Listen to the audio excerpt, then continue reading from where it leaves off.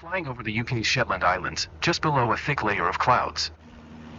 Up until now, you've been able to look outside to judge the aircraft's attitude and location. What happens when you lose that outside view? That takes us into the world of instrument flight. When you can't use the horizon for reference due to clouds, darkness, or other hindrances to visibility, you'll need to rely on your airplane's instruments. When flying on instruments alone, you'll need to rely on your attitude indicator to see your pitch and roll information. Modern cockpits like this combine several instruments into one electronic display, called a primary flight display, or PFD. Stay on heading 270, set full power, and climb up to 4,500 feet. Set full power for the climb.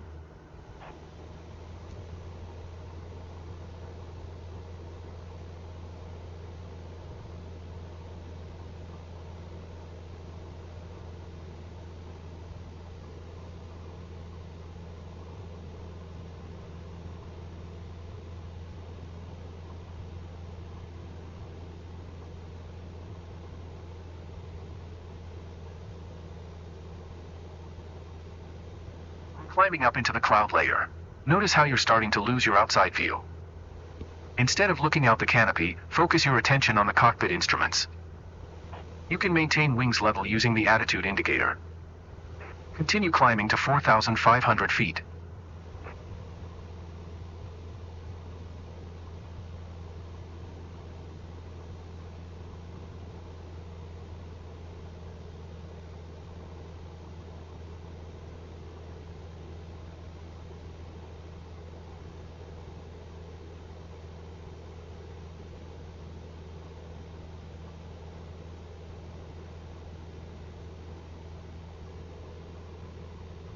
Using the vertical speed indicator and the altimeter, level off at 4,500 feet, while continuing to maintain a heading of 270.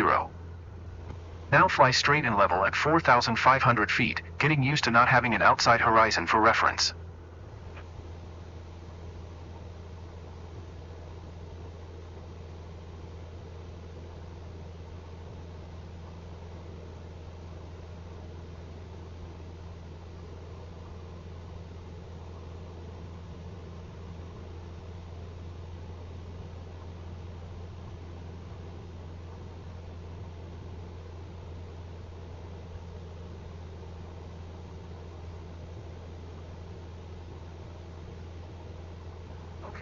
Keep us on this heading and take us down to 4,000 feet. Reduce power so that we can descend without gaining speed.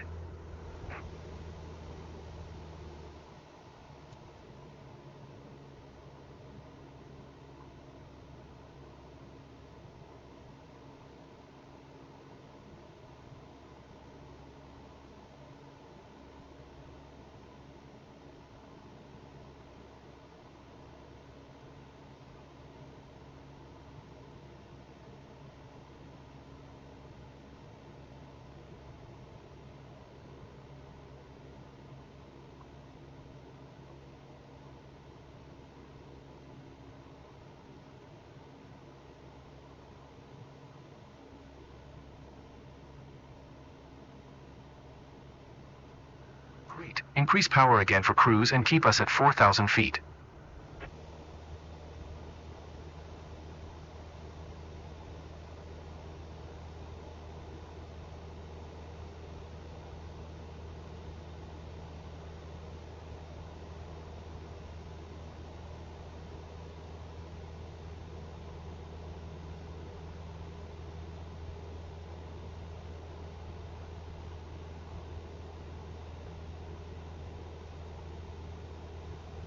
Done. But there's room for improvement.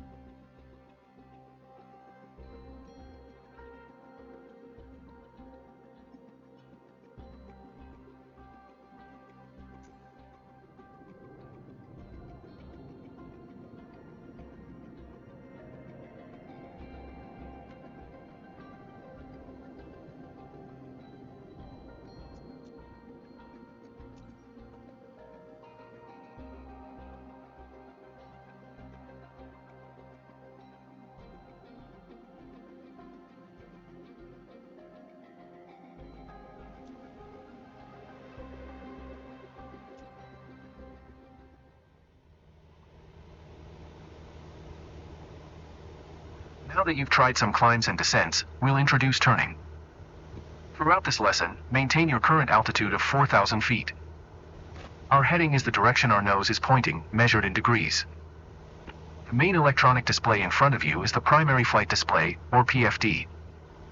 At the bottom center of the PFD, we see the horizontal situation indicator, or the HSI. The HSI shows us the direction our nose is pointing, called our heading.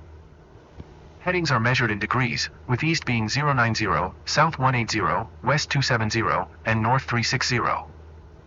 Currently we're heading west. That's 270 degrees. When turning, we want to aim for a bank angle of around 20 degrees. Along the top of the attitude indicator are white lines. Each line represents 10 degrees. Normally we use about 20 degrees of bank, which is the second white line. Let's try it out. Make a turn to the left onto heading 180, using 20 degrees of bank.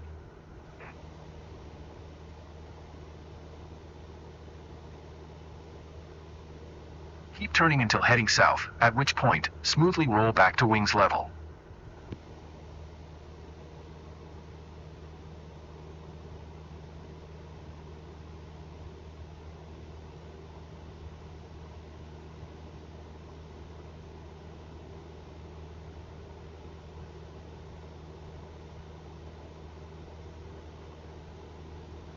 That's it, stop turning there and you'll be heading due south. Heading 180. Great, now try and maintain this heading for a short while.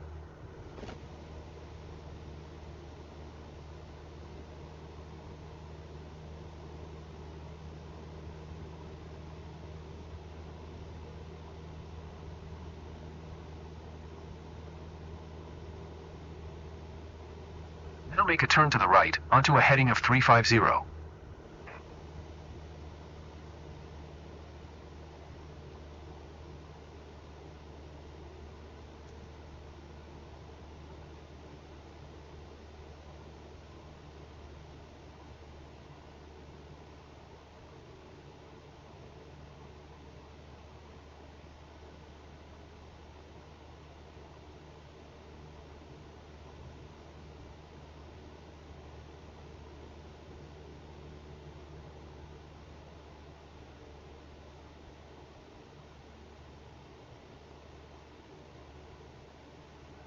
Now smoothly roll wings level onto a heading of 350.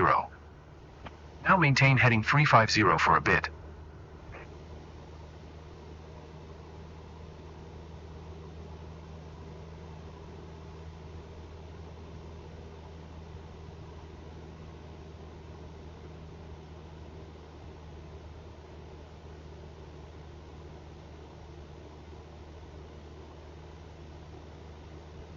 Wow, great job. So that's how we make turns using just the instruments. Next we'll look at how to handle speed changes.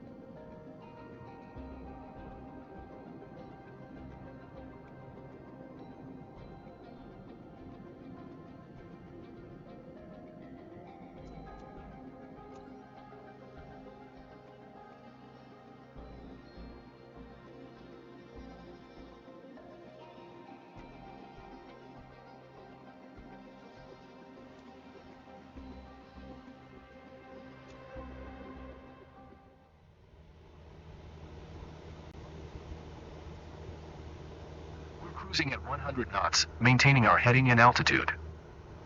Let's look at how we deal with speed changes when flying on instruments. When slowing down, the wings produce less lift.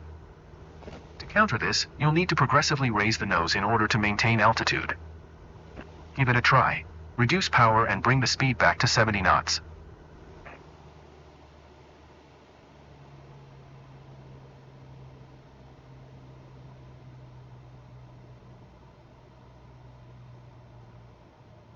Remember to adjust the elevator trim so that you don't have to keep putting any pressure on the controls. Keep us steady on heading 350. Try to maintain 4,000 feet altitude. You wandered off the heading.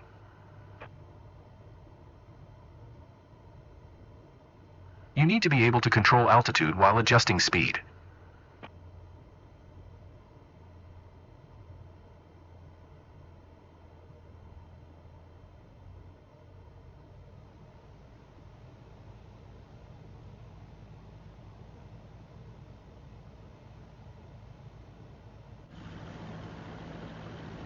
Keep us steady on heading 350. You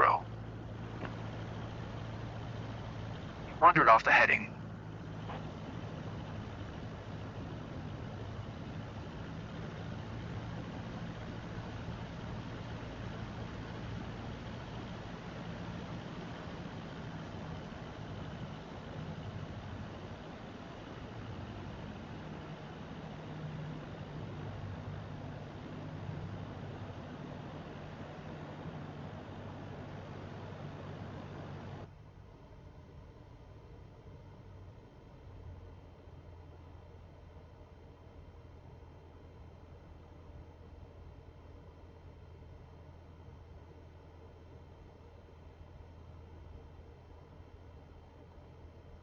Good. Now set power to maintain 70 knots. Notice how the nose needs to be a little higher than before to make up for the loss of airspeed. Use the elevator trim to adjust pitch to the new speed and maintain 70 knots for a bit. Maintain 70 knots. You weren't accurate enough with your speed.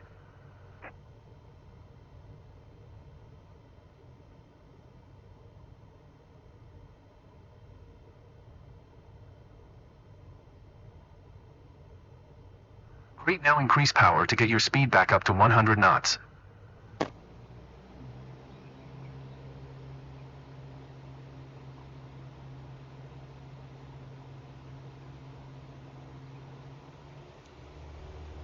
As we speed up, notice how you need to trim nose down to avoid climbing.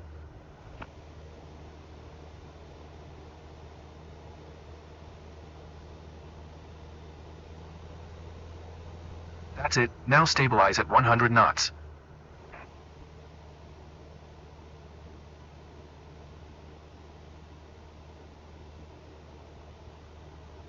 Keep us steady on heading 350. You wandered off the heading. Good, now we'll take flap settings into account. Flaps give a boost in lift, which you'll need to control in order to maintain our altitude.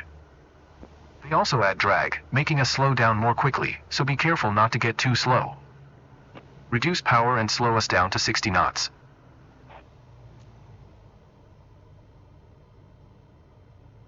Good, now extend the flaps to 10 degrees. Now set flaps at 20 degrees.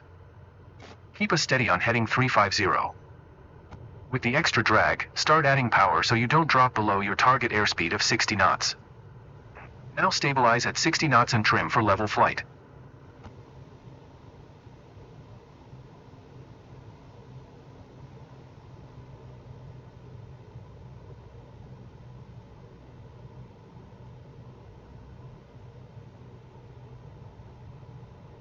You did well, but you can do better.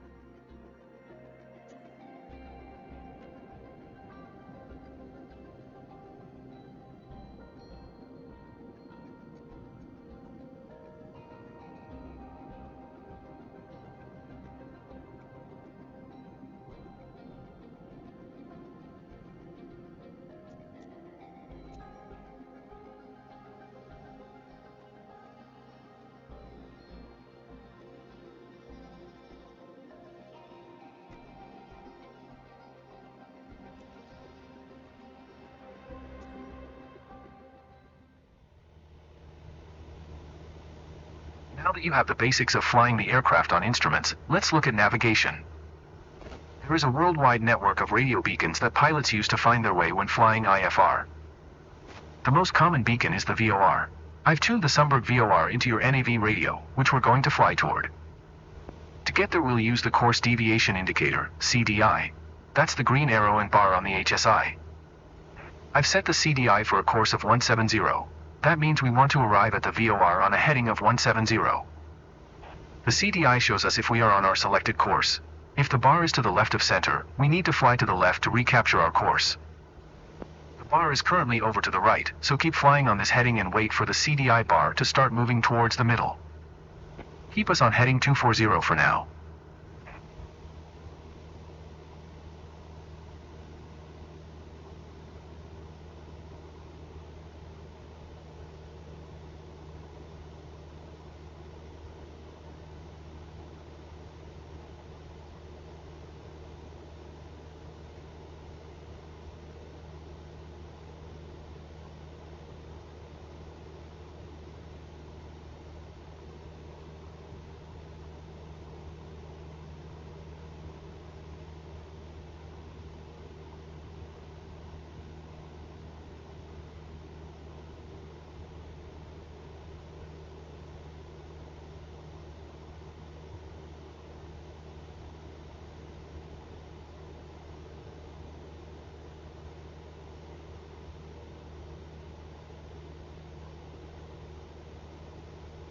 Here it comes, now make a left turn onto heading 170.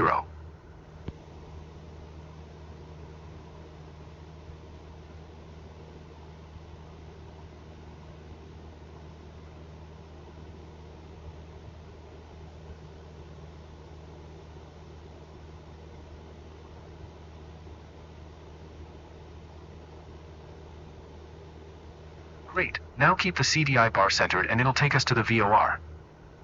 You were way off on altitude holding.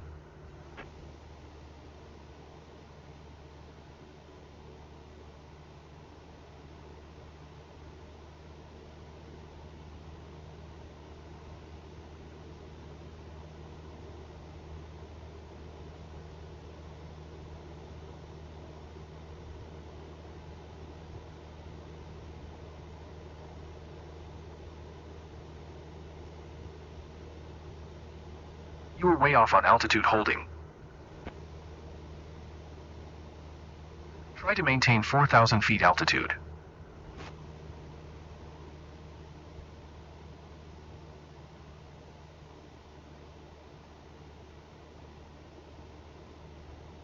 We're getting close to the VOR now. The CDI indications might become erratic or disappear when reaching a VOR, but this is normal. Keep flying straight ahead on heading 170 for a couple miles. You were way off on altitude holding.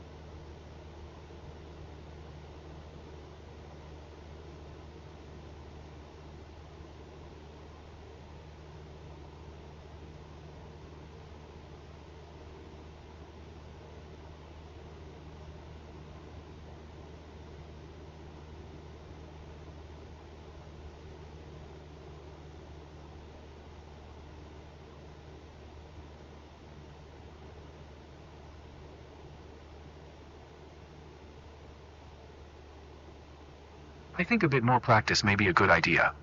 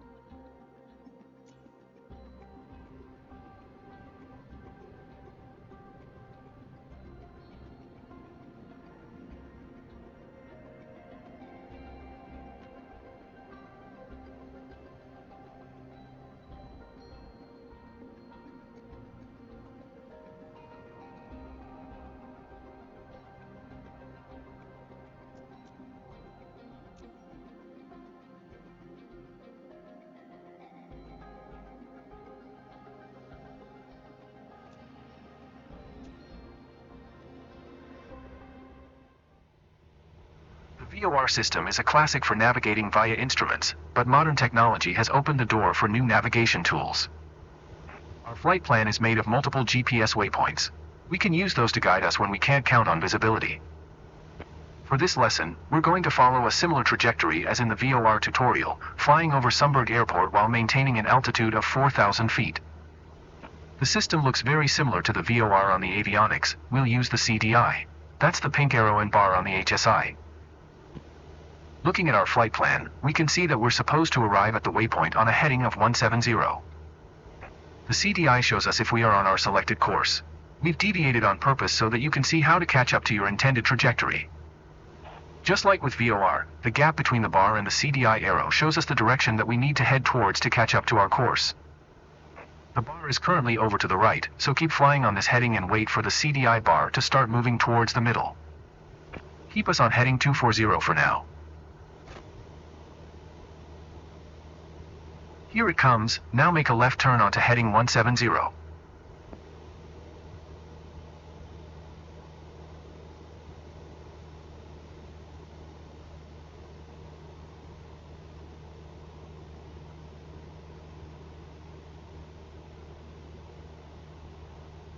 Great, now keep the CDI bar centered and it'll take us to the waypoint.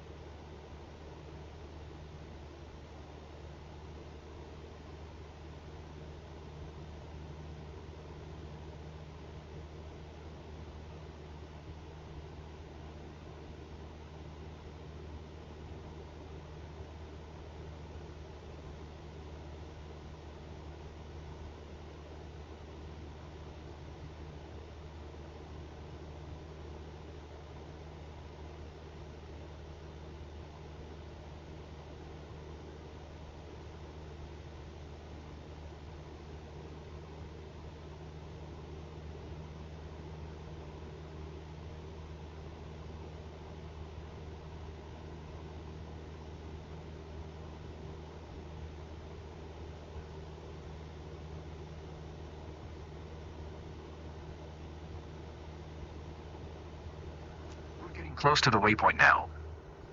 The CDI indications might become erratic or disappear when reaching a GPS waypoint, but this is normal. Keep flying straight ahead on heading 170 for a couple of miles.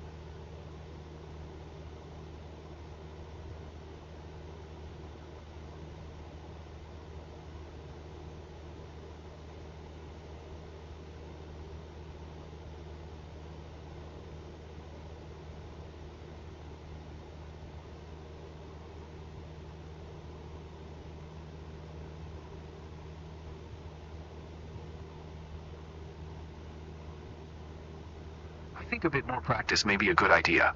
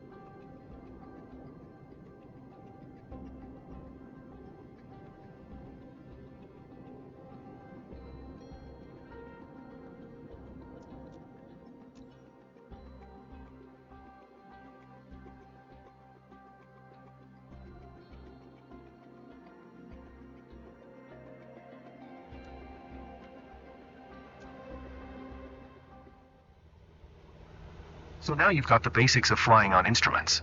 Now we need to get back on the ground. The most common landing aid is the Instrument Landing System, or ILS for short.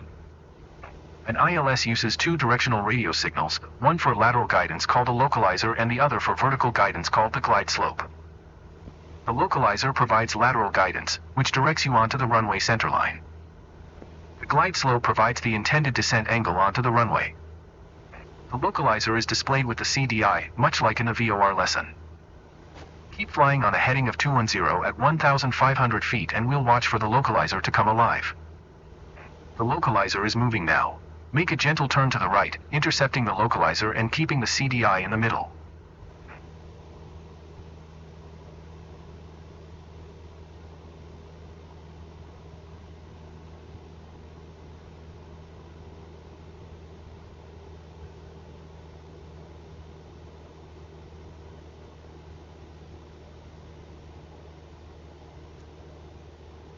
Good, now keep the localizer bar centered and maintain 1,500 feet. The glide slope is displayed next to the altimeter on your PFD. If the green glide slope diamond is above center, you are below the glide path. We always start out below the glide slope, as we want to intercept the localizer first. We'll wait for the glide slope to start moving. Try to maintain 1,500 feet until we intercept the glide slope. You needed to stay at 1,500 feet until reaching the glide slope. We got too far off the localizer. The localizer is starting to get away, turn toward it to stay on course.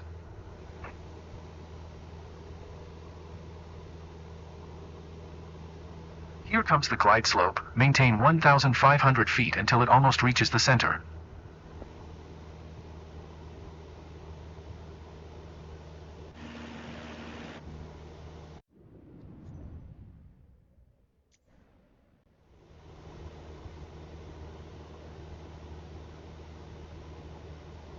Here it comes, now reduce power a little and start to descend, using the VSI to aim for 500 feet per minute.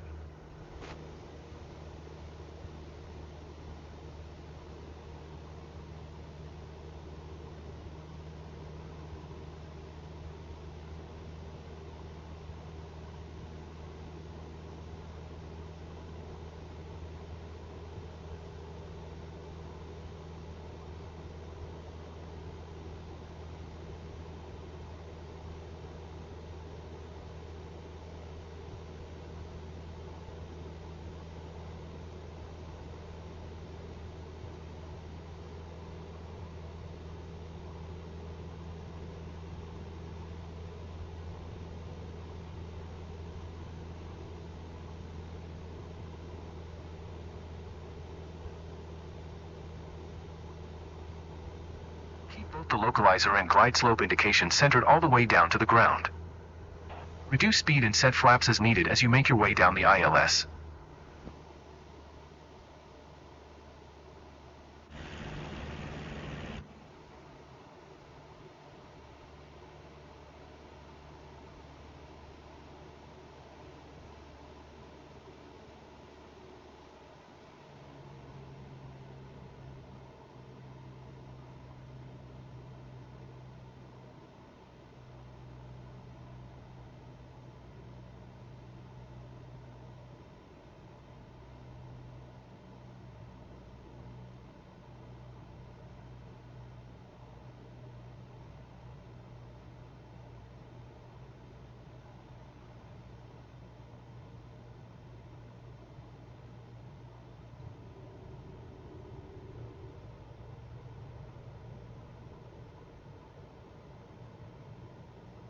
We're approaching the runway. This approach has an offset, meaning that the localizer and runway aren't lined up together exactly. Focus on following the ILS for now. We'll transition to a visual landing once we're closer to touchdown. Make only small corrections and remember that each will be more critical as we approach touchdown.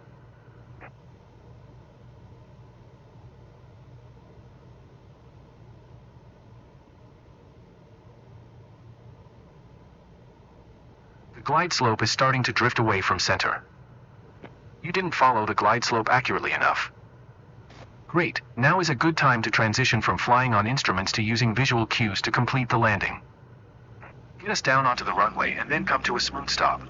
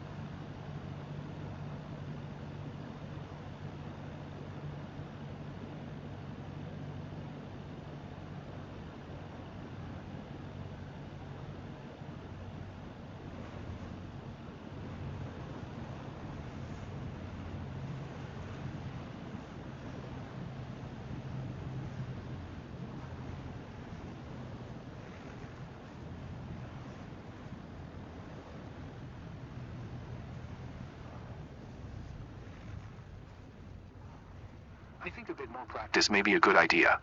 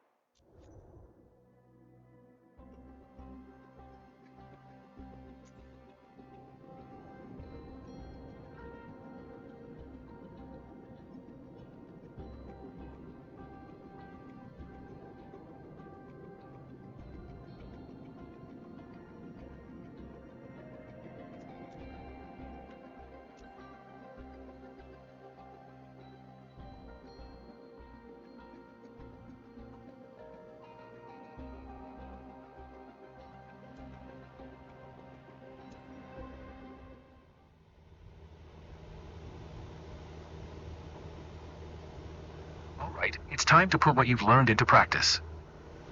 We're at 5,000 feet following a GPS route towards Zumberg.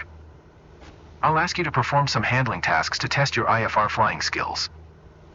Follow the GPS, as shown in magenta on your CDI, maintaining 5,000 feet and 110 knots. Okay, still maintaining the GPS course, take us down to 3,500 feet, keeping 110 knots airspeed.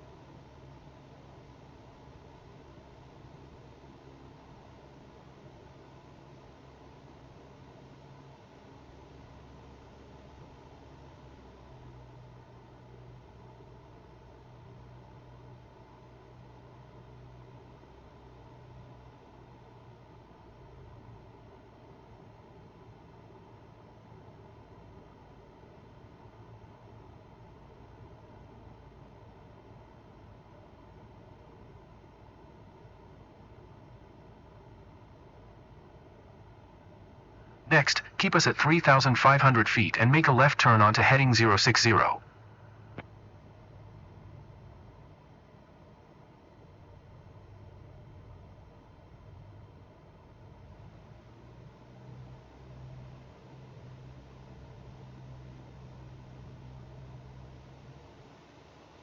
Watch your speed, we want 110 knots.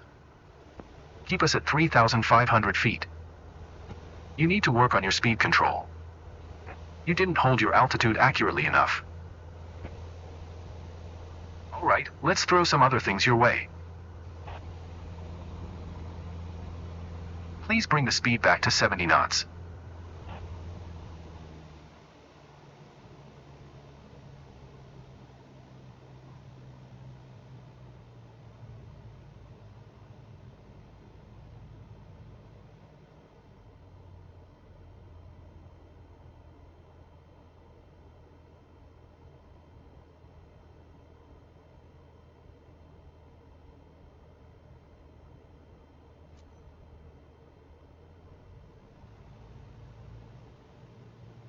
Alright, now keep us at 3,500 feet, 70 knots, and turn us to the right onto heading 225.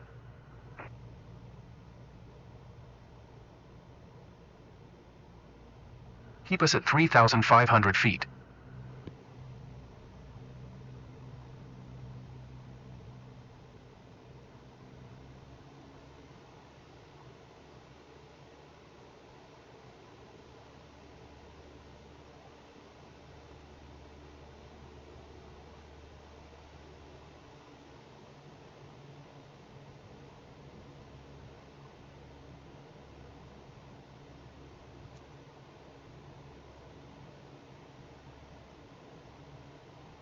Okay, now get us back to 110 knots.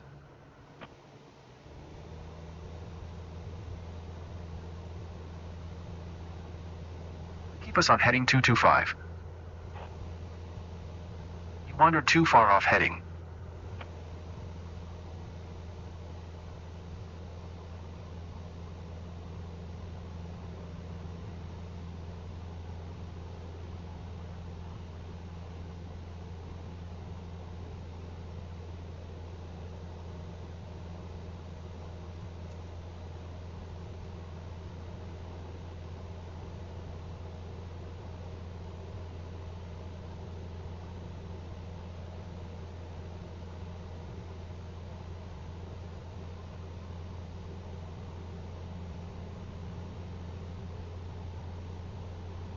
Well done. But there's room for improvement.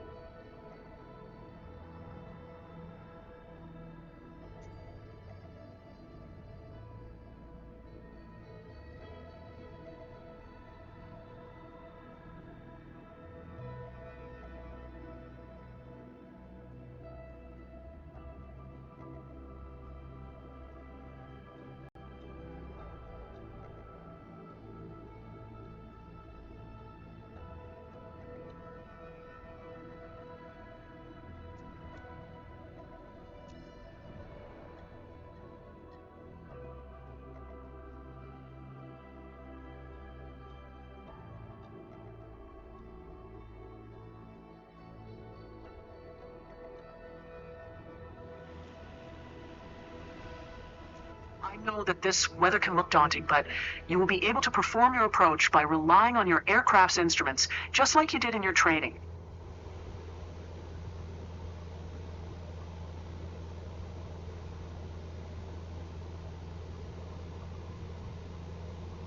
Cessna Zulu Oscar Whiskey, your transponder appears inoperative or malfunctioning. Reset. Squawk Tree 125.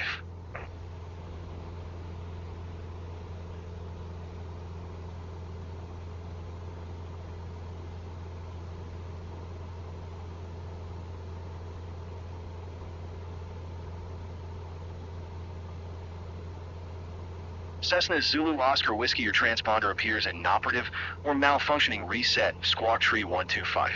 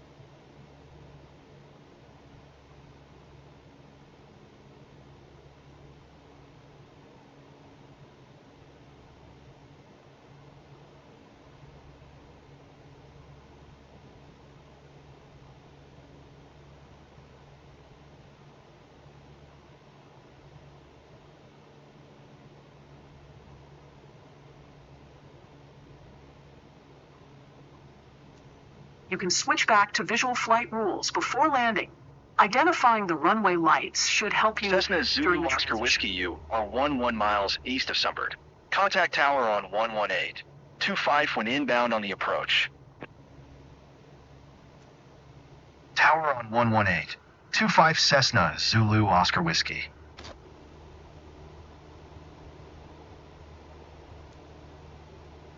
Tower Cessna Victor Hotel. Zulu Oscar Whiskey, 9 miles east inbound RNAV runway, 9 approach circle to land runway 24. Cleared RNAV runway, 9 approach, Cessna Zulu Oscar Whiskey.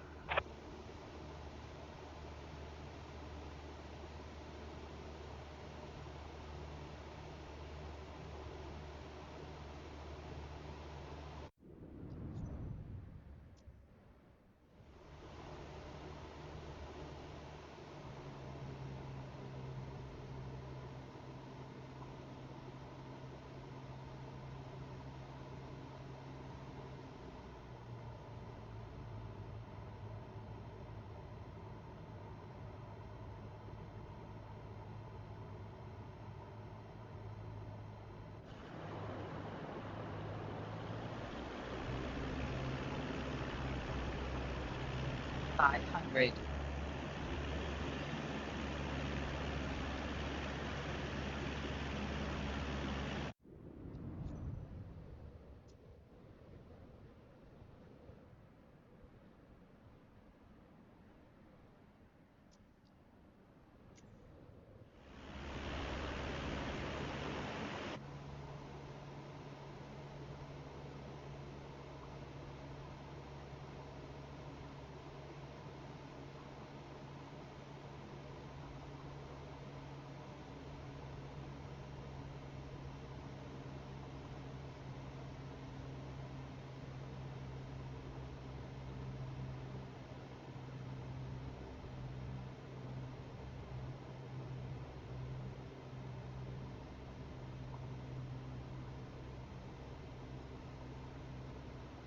Cessna Zulu Oscar Whiskey Wine 271 at 12.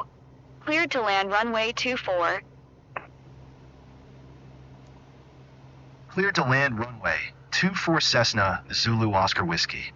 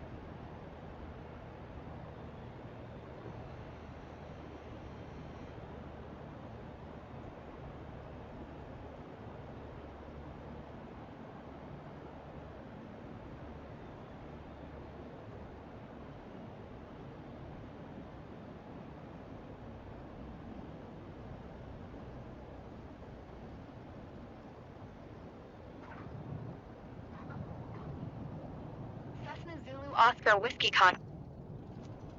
118 255 for Cessna Zulu Oscar Whiskey.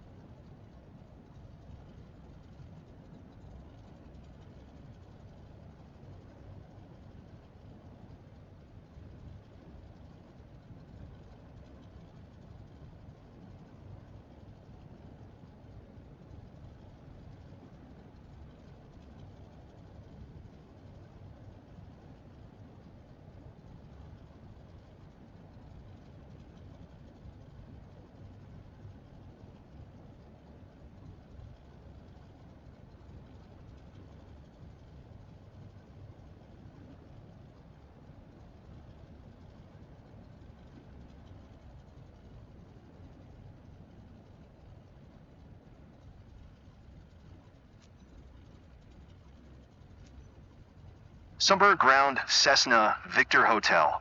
Zulu Oscar Whiskey request taxi to parking. Cessna Victor Hotel. Zulu Oscar Whiskey Taxi to General Aviation Parking via taxiway Kilo Cross Runway 1. Taxiing to General Aviation Parking via taxiway, Kilo Cross, runway 15, Kilo Cessna, Zulu Oscar Whiskey.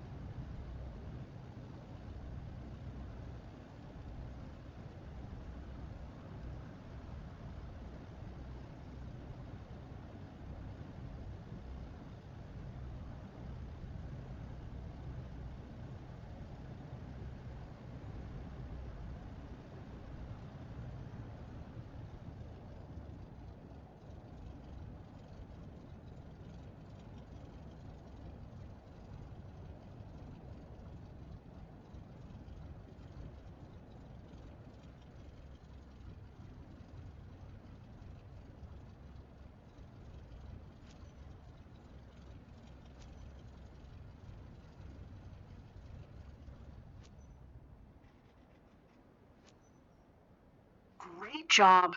You've passed the test. There's a few areas where you could improve, but that was a solid performance.